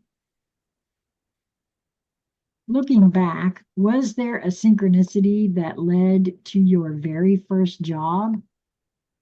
Now go on and review the other major synchronicities that brought other important people into your life, Sheila, perhaps even your spouse. can you What? pause for a second? Sure. You're Did- making me think. Listening to this is pulling forward stories from my childhood. Oh, okay. Um, I remember thinking that, like, having that thought about thinking about reflecting upon some early childhood experiences and doing that, like applying, how does that, I was trying to figure out what, why me? Why did that happen? And instead of the like why me tact, I was going with what was this trying to show me, right? And I felt like, so he asked about the teachers. I had some really rough experiences in school, but also there were some beautiful ones, right? Really cool ones. And I was thinking about certain teachers stuck out in my mind. And I had asked myself, what was so special about my relationship with these people? Like, why these people? What was the attraction for me? And what they all had in common was that they saw me. They saw me. Like instead of seeing what they wanted to see and then chastise it, like trying to beat off the edges that didn't fit into the mold, which is what I felt like everybody was doing to me all the time. They saw me for who I was and didn't want to change me. They were thrilled with me. Like they liked me for who and what I was without feeling the need to strangle that right out of me. And the more I contemplated on that, I realized that I came here to see me and to love me just as I am without trying to strangle that right out of myself. Like it was almost a family trait where those who could hide their true self and embrace the role society had given them were the ones that fared the best, right? That had the better experience as far as fitting in and being successful, whatever that means. And that I came to break that mold because we'd gotten really good at, fitting in, but that it came at the expense of losing self, losing the reason we came to be, to express something unique and totally different. And so I was able to understand my life mission. And because it happened to me so early in my childhood, that I feel like that is my attraction to, because then in high school, when I was in the work program, my job, I didn't, work at McDonald's. I worked at a daycare center because I felt drawn to the children. And I made a lifetime career out of that. And so looking back now, I can see my soul mission, pardon me, I have a frog in my throat. My soul mission was to work with children and encourage their beauty just the way they are, to be that teacher that loved me for me and allowed me to flourish and provided me with what I needed to do that in that moment. And so what he's saying here is brilliant. It is exactly what needs to happen. Like he said earlier, imagine what the world would look like if we all were living like this. And if we did come into this place with the gifts we come to share, not only with ourselves, but the world at large, and we fully showed up for ourselves and the world at large, there isn't any single problem that we have today that could not, would not surely be solved, because we're the problem and we're the solution. Yes, you're And so right. so the solutions are here now if only we allow them. And this is the way we allow them, is to allow our spirit to remind us of who we are and why we came here. Yeah. because we came here with a specific mission to do just that, and we get into our own way. And so that's, something that we have to allow to take place. And I think it's happening in great numbers, and I'm very excited that we're studying this book in this way, and that he followed his intuition and brought this material forward in the way that he did, because it is serving me and you and the world at large. And look at the ways it served him to show up and That's right. to be and to do what spirit wants, to be and to do on this planet. Well, I'm really quite grateful that you had that experience early on, because not only, okay, so, and I'm glad that you got to experience it in the fact that you had that as your main, income and job. But it truly is your mission, and it's not just with children, by the way, Right. because my yes, I get it. You and I have had these conversations. Well, we all have an inner child, though, don't we? Yes, and that is still a child because it didn't get that that's right. But in the my childhood. interactions with you have by far been the biggest, most helpful of my entirety of existence on this planet. Well, And thank so, you for saying so. well, it's the absolute I truth, appreciate that. because just like what you said there about being able to do that for the children, you do that with every being you meet. Yes. Because you've done that for me in such a huge way, because same thing has happened for me.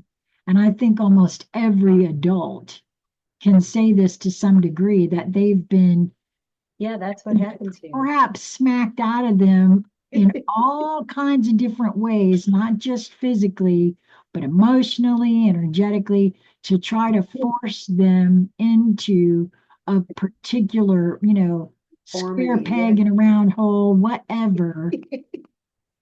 Everybody feels that Yeah. in lots of different ways. And that's been part of our trauma, honestly, that has transpired for every being on the planet. Yes. Well, and I'll say this, that so I knew that was for me to do, right? To see myself as the beautiful being that I am, just as I am, and to love and nurture that. And in so doing, I cannot, I want to word this properly. It is so easy for me to extend the same courtesy to you. I cannot withhold that from you, because that's what happened to me. And the solution wasn't more of that for myself.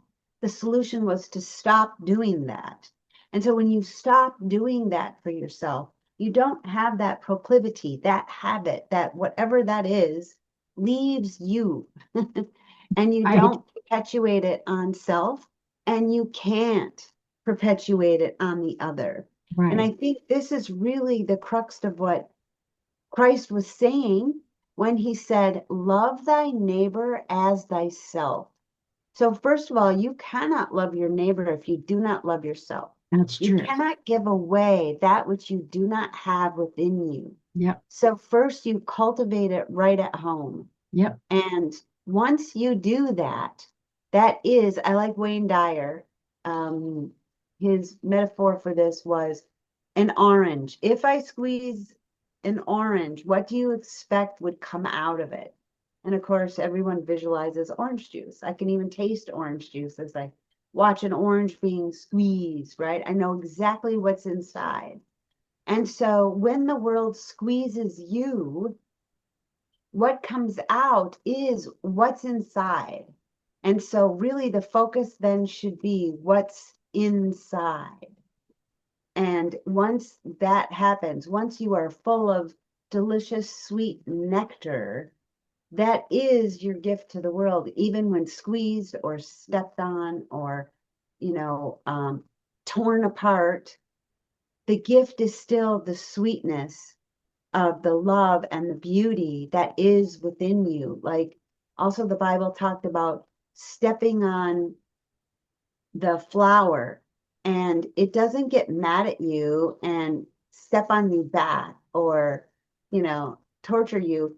It actually leaves behind its beautiful scent and aroma is Right. now, what's left on your heel.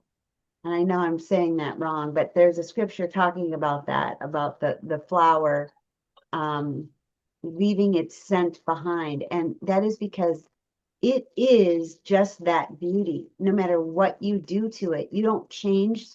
You can't take away the beauty. You can smash it and smear it and squeeze it and all of those.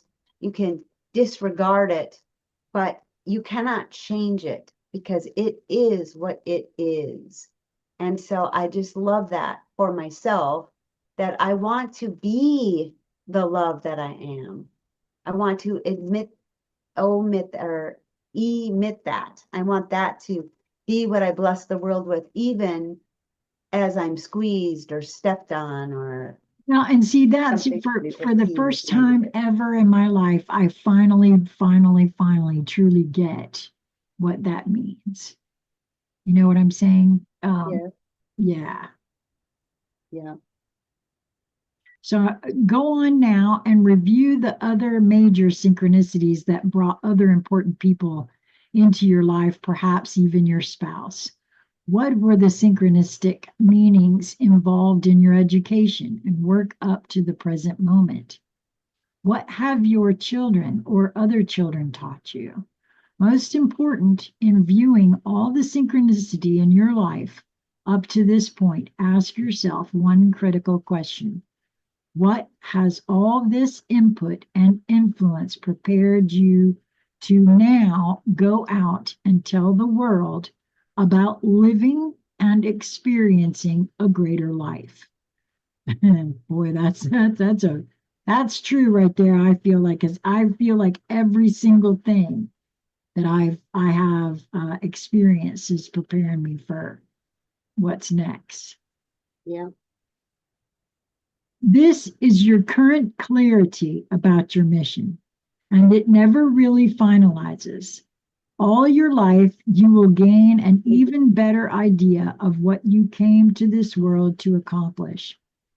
Your truth or gift will always be evolving as the world becomes more spiritually connected.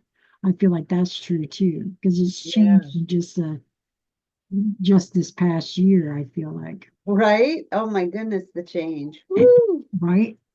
Mm-hmm. 8, integrate your abilities into a spiritual worldview. All of the preceding information we've reviewed here began as a discussion of how to stay awake and find a higher path in life. We talked about your ability to increase a flow of synchronicity in your life, and why you must cultivate an additional ability, connecting spiritually at a higher level in order to do so. Then we showed how intention power, intuition, karmic enlightenment, alignment, better relationships, and a sense of destiny and mission were all abilities that spring from this higher connection. Now it's time to explore how these abilities all integrate seamlessly into what might be called the Celestine worldview. This, of course, is a worldview based on doing our part to evolve the world and to replace the corruption that is so alarming with a new, more spiritually connected culture, which I love. I love that he did this update to this book, because honestly, it's even more so now than when he Oh, did timely this. for sure. I agree. Wow. It is Yeah. crucial. I'm sorry, what? I was just gonna say it's almost like spirit knew what was coming. right? Which I feel like is absolutely the case. I'm Right? judged.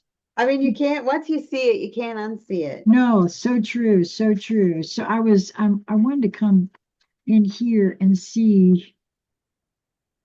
Yeah, this was reissued 2018, 2014, and then again 2018. So I guess this particular one, it says reissued 2018. I'm not quite sure when he added this afterword to it because it doesn't say. Right. Maybe it will at the end here, but Sure. it is crucially important that we remind ourselves that all we have to do is live this consciousness out loud in order to build a better world, which really is why this channel exists. Exactly. It is not a war. And I do feel like I know there's a lot of folks out there right now saying this is a spiritual war, it's a big holy war and all of that, but it's not. I don't care for that either because our words and everything vibrate at a particular level. And to let our alarm over corruption turn into hate is to join the dark side. That's right. The love connection we hold is what accomplishes everything. Because when we live and talk about this consciousness, we become positively contagious to others. Remember, every soul is designed to pop into this inspired life. Imagine how a spiritual culture might feel and look. You wake up in the morning, and because you have practiced spiritual connection, mostly taming your old defensive habits by downloading your love-based inner security, you might quickly tune in and strengthen that connection. Your emotion would be one of love. This connection would give you a morning hit of inspiration as you check for your most prominent questions and wonder when the first synchronicity will happen to answer them.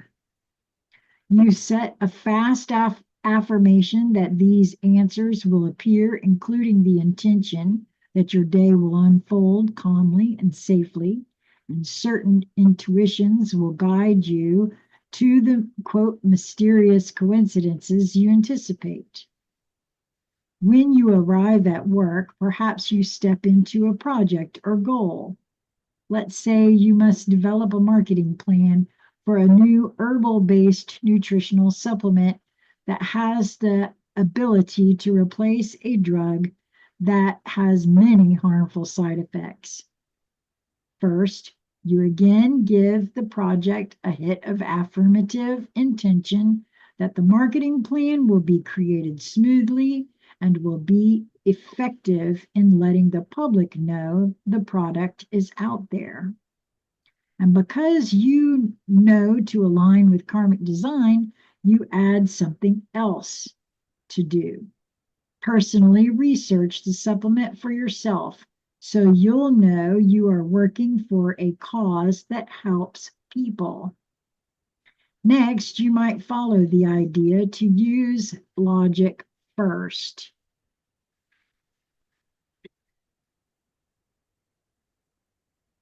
Begin a logical, practical approach to the task. You research the state of the art in today's world of marketing. But in the end, you realize these approaches aren't quite right for your project. You hold your question about this in mind, setting a more precise affirmative intention to find a better way. Perhaps you spend some time alone, strengthening your spiritual connection and focusing on your intuitive thoughts.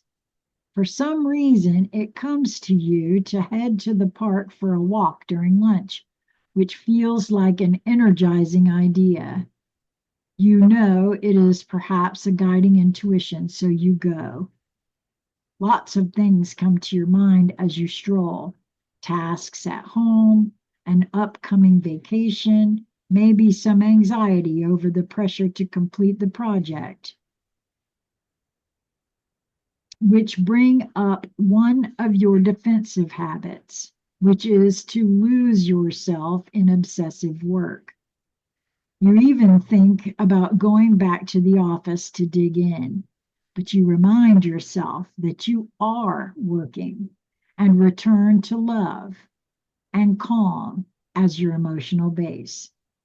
Suddenly, your eye goes to a park bench near a big tree, and you go over and sit down, realizing that there is a group of people on the other side of the tree talking loudly and eating their lunch. You almost leave because of the noise, but you stay, and you can't help but overhear their conversation. As you listen, you feel an elation of your energy. They are discussing life and culture and the level of complete manipulation in commercial advertising. Why, a woman in the group says, why can't businesses just tell the truth about what they're selling without all the hype and deception? And it hits you like a boulder. You think, that's right. Why can't businesses just tell the truth? In that instance, in that instant, you know you have your answer as to how you'll proceed with the marketing plan. You'll just tell the truth in the clearest possible way. This supplement works and it's a great replacement for the drug. As long as you lower the amount of sugar in your diet and get the proper amounts of other key basic nutrients. You return to the office with your conclusions, explain how you reached them, and your workmates listen, beginning to appreciate spiritual consciousness in a new way. You know, that right there is key, what he is being said here, because I get nudged all the time, especially when we're out and about. I'll hear somebody say something or whatever, and oh, you pulled that right out of my head, if that was indeed what I was thinking about, or something like that, just, to show that how consciousness really is evolving. Now, what did the above visualization convey? It shows that when enough of us live like this, others will notice and begin to explore this life for themselves because it is so effective, fun, and monumentally important. Fun is a big one for me, too, to be honest with you. My life has been so much more fun since you and I have known each other and I started on this path. Mine too. I gotta tell you, we know how to have a good time. No, we really do, don't we? Yep.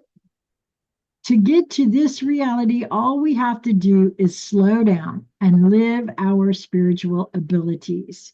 The universe is designed for all this to happen. We only have to honestly live it out loud and take the time to explain it to others. I hope you can sense the critical mass already building for this new outlook, already motivating a wave of people to enter human culture with a new consciousness and contagious energy, becoming relentless helpers and reformers. We can all tune in to this love wave and then allow ourselves to be ever guided into the right place at the right time to make a difference. We hope you join in because this higher approach offers us, I feel like I want to bawl right now. Oh, Wow. Okay. Yeah, because this higher approach offers us the best life possible and will evoke the only consciousness that can possibly save the world, which Wow. I feel is so true. James Redfield, Seaside, Florida, June 2018.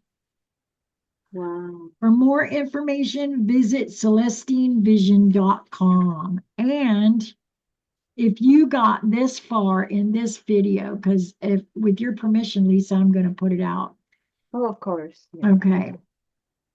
If you got this far in this video, then I would like to take the moment to invite you to join us for our next book club, which is the Celestine Prophecy and Experiential Guide. And I am I'm so really excited about that book. I know. I am. I'm really excited about this book because it says it's a companion to the Celestine Prophecy. And while we did just finish reading this book, and you're more than welcome to get this book and read it before you join if you'd like, but I don't think it will be necessary.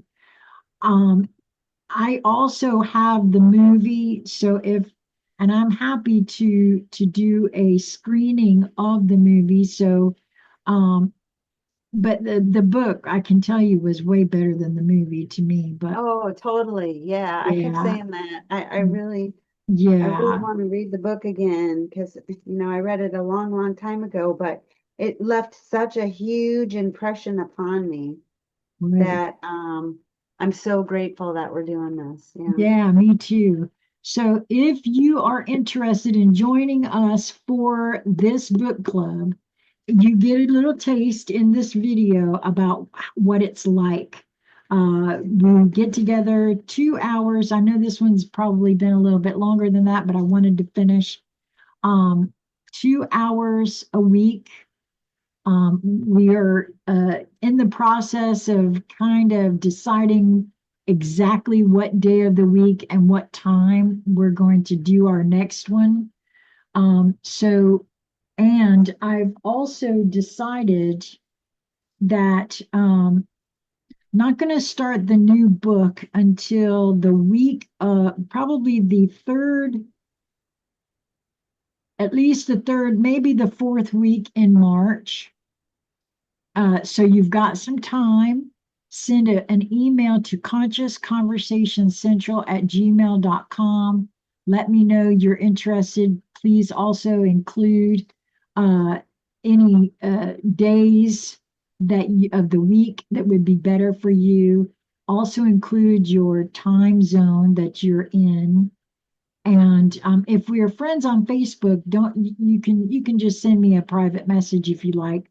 But if we're not, send it to consciousconversationscentral@gmail.com. And we'll do a little meet and greet first. And then so probably uh, let me receive all the requests by, I'm going to say March the 14th, which is a Saturday. If anybody wants to do that, send me a request, and we'll meet probably Sunday or Monday midday or something like that, where you know I'll decide exactly when based on how many requests to join we get. So thank you, Lisa, for Oh, thank you. being here, and Lori too. I know she had to go, but she'll be watching this later. And Linda, I believe, will be as well. Until we meet again, my friends, I hope that you will move towards that which brings you the highest joy in each moment that presents itself to you. It is just a matter of your perspective and your perception of your perspective. And boy, that's never been clearer to me than in this moment after today, for sure. Mhm. Thanks, Lisa. Much love, everyone. See you next week. Okay, bye.